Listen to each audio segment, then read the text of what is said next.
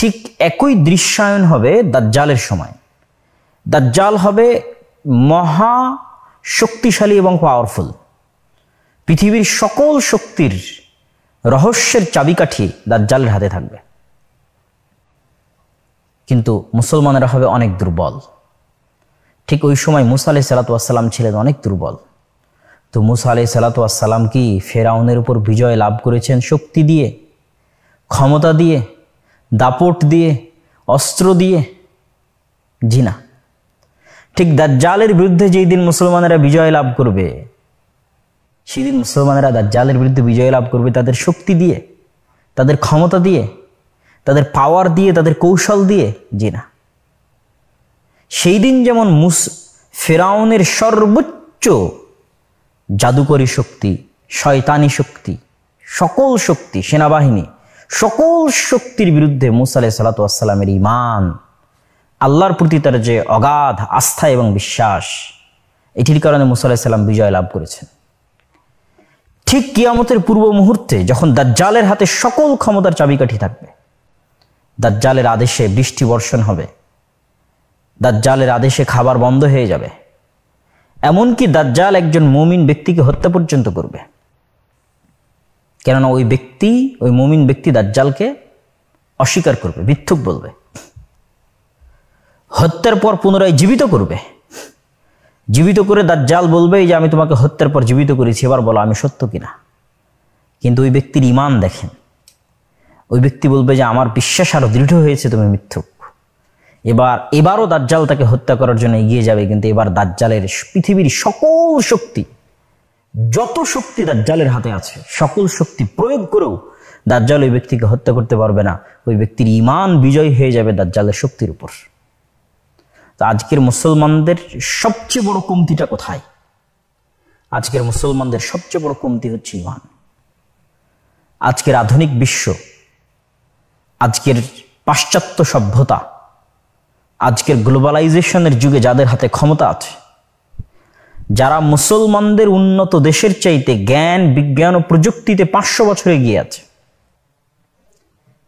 Iran এবং ইসরায়েলের যুদ্ধের উপর যে ভিডিও করেছিলাম, সেই ভিডিওতে আমি তুলে ধরেছিলাম যে মুসলমানেরা জ্ঞান বিজ্ঞানে কতটা পিছিয়ে আছে। মুসলমানদের উন্নত কান্ট্রিও 500 বছর পিছিয়ে আছে তাদের চেয়ে জ্ঞান বিজ্ঞানে। তো আপনি সর্বোচ্চ প্রযুক্তির মোকাবেলা প্রযুক্তি দিয়ে করবেন?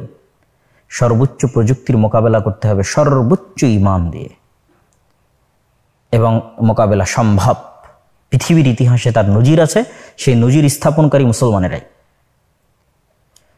তো আজকে বাংলাদেশের মুসলমানদের ঈমান নাই, বা সমগ্র বিশ্বের মুসলমানদের।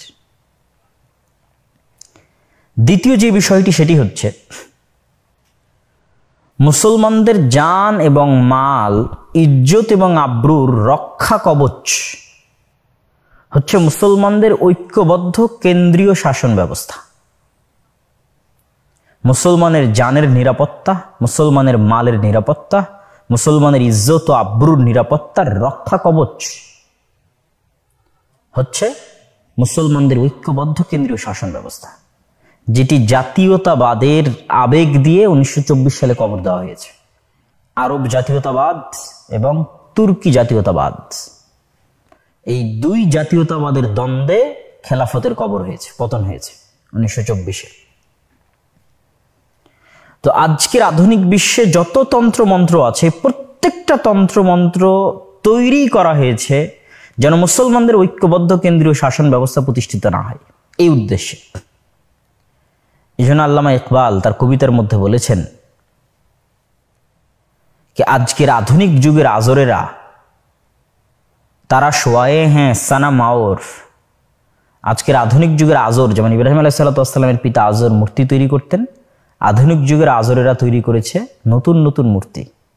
ইনসারে খুদাও মে বড়া সবসে ওয়াতান হ্যাঁ, আধুনিক যুগের যতগুলো মূর্তি আছে, এই মূর্তির মধ্যে সবচেয়ে বড় মূর্তি হচ্ছে জাতীয়তাবাদ।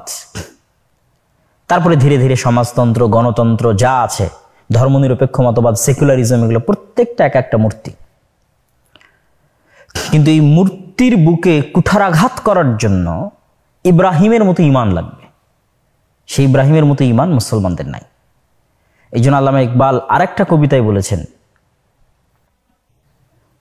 कि ये दौर अपने इब्राहिम की तलाश में है, যে আজকের যুগের মুসলমানদের সকল সমস্যার সমাধান হচ্ছে ইব্রাহিম আলাইহিস সালাতু ওয়াস সালামের মতো কট্টর তাওহীদবাদী ঈমানদার, যার সর্বোচ্চ ঈমান থাকবে, এরকম একজন ইব্রাহিম লাগবে, যে এই নতুন যুগের যে মূর্তি আছে মূর্তিগুলোর বুকে কুঠারাঘাত করতে পারবে। আধুনিক যুগের যে মূর্তি আছে এই মূর্তিগুলোর বুকে। আর মুসলমানদেরকে শয়তান সবসময় এটাই বলতে থাকবে যে এইরকম ঘটনা প্রবাহ আপনি কল্পনা করেন, আপনারা যারা দেখছেন আজকের ভিডিও, আপনাদের কারো বয়স যদি 50 বছর হয়, 40 বছর হয়, আর আমাদের মতো যদি 30 বছর হয়, তাহলে আমরা কতদিন থেকে এই ধরনের হত্যাকাণ্ড দেখে আসছি স্মরণ করেন। কত হত্যাকাণ্ডের কথা ভুলে গেছি, হয়তো শুধু গত 16 বছরের হত্যাকাণ্ডের কথা মনে আছে, আর কয়েক বছর গেলে গত 16 বছরের হত্যাকাণ্ড মনে থাকবে না। যেমন আজকের হত্যাকাণ্ড দেখার পর হয়তো এটা যে জুলাই মাসে যে গত বছর হত্যাকাণ্ড হয়েছে এটাও ভুলে যাবেন। তো এইভাবে হত্যাকাণ্ড আসতে থাকবে, বিদায় নিতে থাকবে, আর আপনি বারবার ভরসা এবং আস্থা রাখতে থাকবেন যে ঠিক আছে এবার হয়তো আপনি ন্যায় বিচার পাবেন। কিন্তু আপনি এটি ভুলে যাচ্ছেন যে যেই সিস্টেমে আমরা বসবাস করছি এই সিস্টেম কখনোই ন্যায় বিচার দিতে পারবে না। ন্যায় প্রতিষ্ঠায় ব্যর্থ একটা সিস্টেমের মধ্যে আমরা বসবাস করতেছি। সমগ্র পৃথিবীতেই ব্যর্থ, তৃতীয় বিশ্বে আরো বেশি ব্যর্থ, তথা বাংলাদেশের মতো তৃতীয় বিশ্ব। উন্নত বিশ্বে কেন মোটামুটি সফল? আমি আমার বহু বক্তব্যে বলেছি, উন্নত বিশ্বের প্রতিষ্ঠানগুলো মজবুত, আর তৃতীয় বিশ্বে যেহেতু ক্ষমতার ভর কেন্দ্র থাকে বিভিন্ন জায়গায়, মানে বহির্বিশ্বের বিভিন্ন লিয়াজু এবং অনেক কিছুর হাতে, ফলত এখানে প্রতিষ্ঠানকে কখনো শক্তিশালী হতে দেওয়া হয় না। এখানে সবসময় প্রতিষ্ঠানে রাজনীতিকরণ, প্রতিষ্ঠানকে নিজের পকেটে নিয়ে এসে প্রতিষ্ঠানকে ধ্বংস করা এবং মেধার ভিত্তিতে মূল্যায়ন না করা, প্রতিষ্ঠানকে স্বাধীনভাবে কাজ না করতে দেওয়া, ফলত তৃতীয় বিশ্বে গণতন্ত্র আরো বেশি ব্যর্থ। এই জন্য আপনাকে সমস্যার গোড়া কোথায় সেখানে আপনাকে খুঁজে বের করতে হবে এবং হাত দিতে হবে। গণতন্ত্র ব্যর্থ হওয়ার, তৃতীয় বিশ্বে ব্যর্থ হওয়ার আরো বহু কারণ আছে। যেমন আপনি নিজে কখনোই আপনার এলাকার প্রার্থীকে মনোনয়ন দিতে পারবেন না, একমাত্র রেজিস্টার্ডকৃত নিবন্ধনকৃত রাজনৈতিক দলেরাই মনোনয়ন দিবে। তো এখান থেকেই তো আপনি গণতন্ত্র যে জনগণের ক্ষমতায়ন, সেখান থেকে তো মাইনাস হয়ে গেল, বরং গণতন্ত্র হচ্ছে নির্ধারিত একটি রাজনৈতিক দলের ক্ষমতায়ন। তো যখনই মনোনয়নের বিষয়টা চলে আসে রাজনৈতিক দলের কাছে, তখনই সেখানে মনোনয়ন বাণিজ্য শুরু হয়। আপনি মুখে বলেন অথবা না বলেন, হয়, সবাই জানে, ওপেন সিক্রেট। এবং যখনই মনোনয়ন বাণিজ্য শুরু হবে তখনই দেশের যারা বড় বড় অলিগার্ক শ্রেণী আছে, এলিট শ্রেণী আছে, সেকুলার এলিট, যাদের হাতে কোটি কোটি টাকা আছে, তারা তখন তাদের অর্থ এখানে ইনভেস্ট করবে। ফলত গণতন্ত্র, আপনার ভোট নিয়ে ক্ষমতা চলে যাচ্ছে 50 জন 100 জন সেকুলার এলিটের হাতে। তারাই আপনার নীতি নির্ধারক, তারাই আপনার ভাগ্যের, আপনার দেশে কি হবে না হবে সে সিদ্ধান্ত গ্রহণকারী। ছোট বাচ্চাকে যেমন আমরা কোনো কিছু দিয়ে ধোকা দিই না অনেক সময়, যে ঠিক আছে বাবু কোনো একটা জিনিসের জন্য কান্না করতেছে, বা আপনি হয়তো কোথাও নিয়ে যেতে চাচ্ছে, আপনি নিয়ে যেতে চাচ্ছেন না, তখন একটা মোবাইলে একটা গেম অন করে দিলেন বা কিছু একটা দিলেন, সে আসল জিনিসটা ভুলে গেল।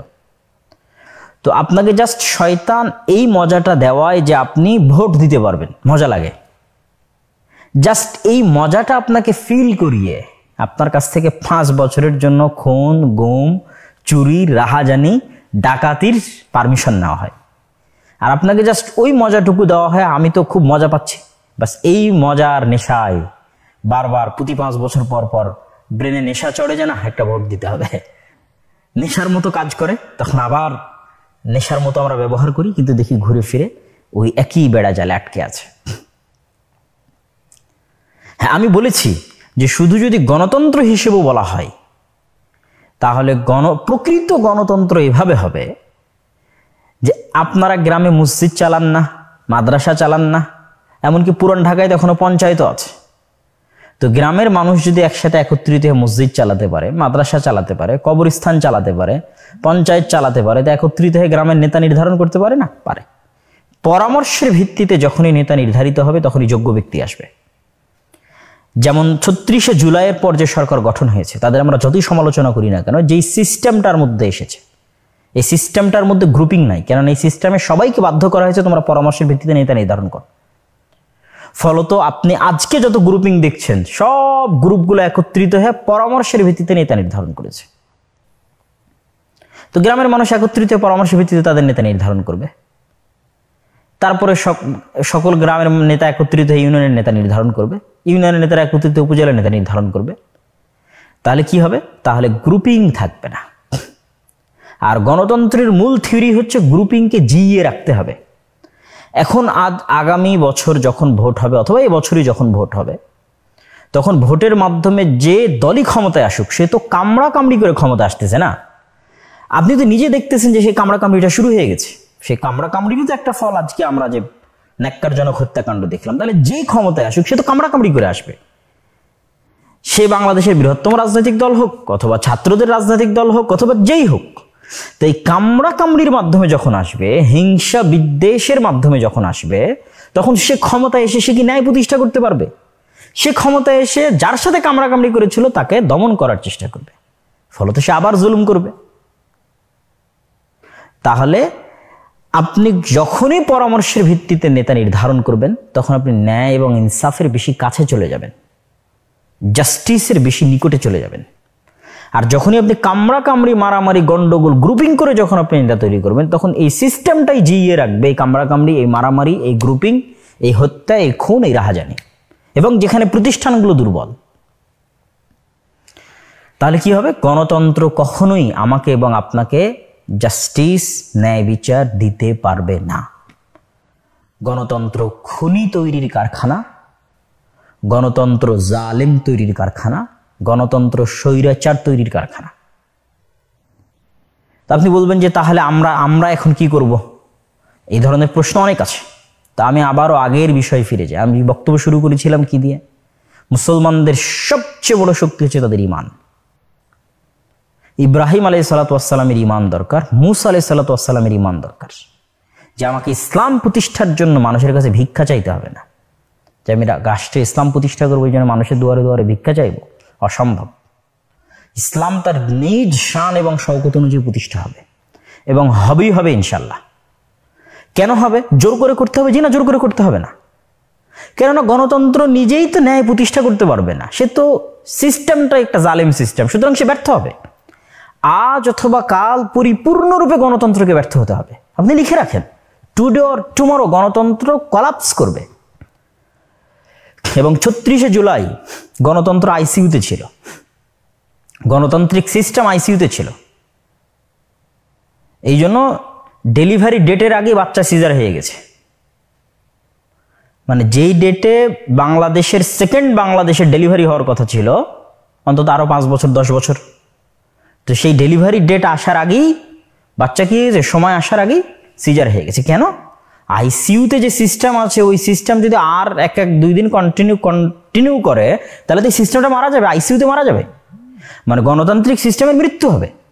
৩৬শে জুলাই যদি হাসিনা না পালিয়ে যায় আরো 5 দিন 10 দিন, এবং সেনাবাহিনী যদি জনগণের বিরুদ্ধে অস্ত্র উঠাতো, তাহলে কিসের মৃত্যু হতো? গণতন্ত্রের মৃত্যু হতো।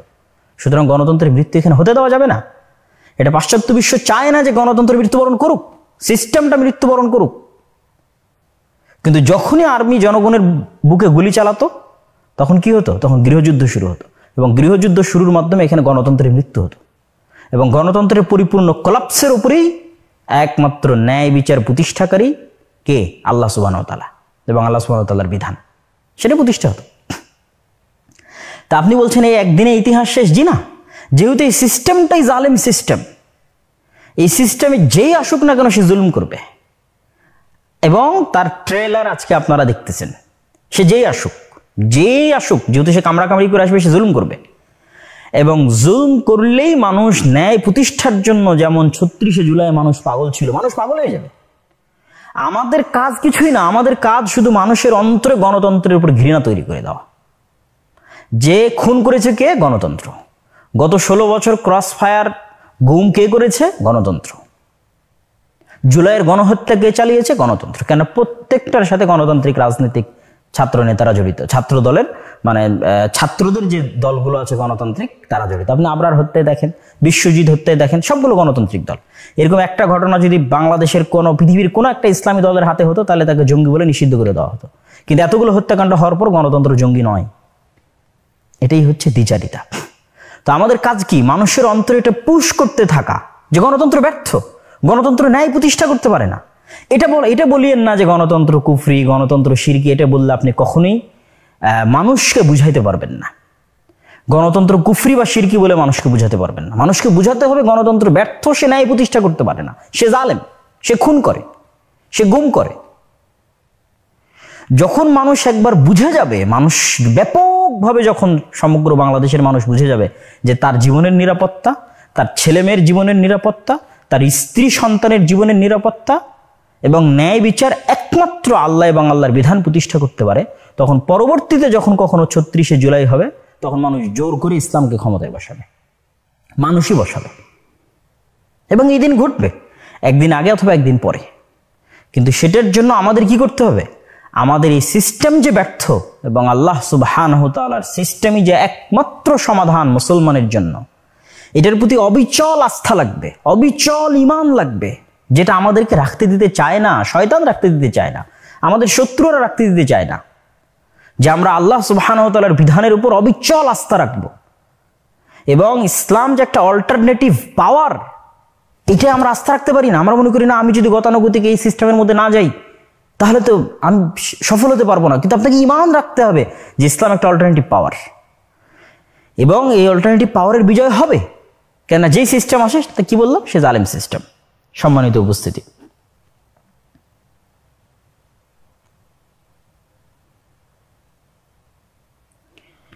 আমি আমার বক্তব্যের শেষের দিকে চলে আসতেছি। তো গত ১৩০০ বছরে, গত ১৪০০ বছরের এবং ইসলামী খেলাফতের পতনের যে ১৩০০ বছর পূর্বে, সেই ১৩০০ বছরে কত মুসলমান মারা গেছে এবং মৃত্যু হয়েছে সেটির একটা জরিপ করা উচিত। আর গত ১০০ বছরে নিজেদের মধ্যে মারামারি করে আর অন্যের আক্রমণে কত মুসলমান মারা গেছে সেটার জরিপ করা উচিত। তাহলে আপনি বুঝবেন যে আপনার জীবনের রক্ষা কবচ কোথায়, এবং সেটার উপর আপনার ঈমান বাড়বে এবং আপনি সামনের দিকে আগাতে পারবেন। আল্লাহ সুবহানাহু ওয়া তাআলা মুসলমানদের ঈমানকে মজবুত করুক। সর্বোচ্চ প্রযুক্তির মোকাবেলা সর্বোচ্চ ঈমান দিয়ে করতে হবে। মুসার ঈমান, ইব্রাহিমের ঈমান, দাজ্জালের সামনে দাঁড়িয়ে থাকা ওই যুবকের ঈমান, যাকে দাজ্জাল হত্যা করে জীবিত করবে এবং সেই ঈমানের উপর অটল থাকবে, আর দাজ্জালের সকল শক্তি এবং পাওয়ার ব্যর্থ হবে। ঈসা আলাইহিস সালাতু ওয়াস সালামের ঈমান, মুহাম্মদ সাল্লাল্লাহু আলাইহি ওয়াস সালামের ঈমান আল্লাহর দ্বীনের উপর, এবং মানুষকে এটা বলতে থাকা যে তোমরা তোমাদের ঈমানকে মজবুত করো এবং আল্লাহ সুবহানাহু ওয়া তাআলার দ্বীনের মধ্যে, আল্লাহ সুবহানাহু ওয়া তাআলার বিধানের মধ্যেই তোমাদের জীবন আছে। আপনি আশ্চর্য হবেন, আল্লাহ কিসাসকে বলেছে যে জীবন, মানে আমরা যদি বাঁচতে চাই তাহলে আল্লাহর বিধান লাগবে। আল্লাহ বলছেন যে আল্লাহর বিধানে তোমাদের জীবন আছে, ওয়ালাকুম ফিল কিসাসি হায়া। আমরা যদি বাঁচতে চাই, আমাদের সমাজকে যদি বাঁচাতে চাই, তাহলে আল্লাহ সুবহানাহু ওয়া তাআলা এবং আল্লাহ সুবহানাহু ওয়া তাআলার বিধান ছাড়ার দ্বিতীয় কোনো রাস্তা নেই। আল্লাহ সুবহানাহু ওয়া তাআলা আমাদের দেশের জনগণকে যত দ্রুত এটা বুঝার তৌফিক দিবে, আমরা দাঈ ইলাল্লাহ যত দ্রুত মানুষকে এটার দিকে আহ্বান করতে পারবো এবং বুঝাতে পারবো, ততই এই জাতির কল্যাণ আছে।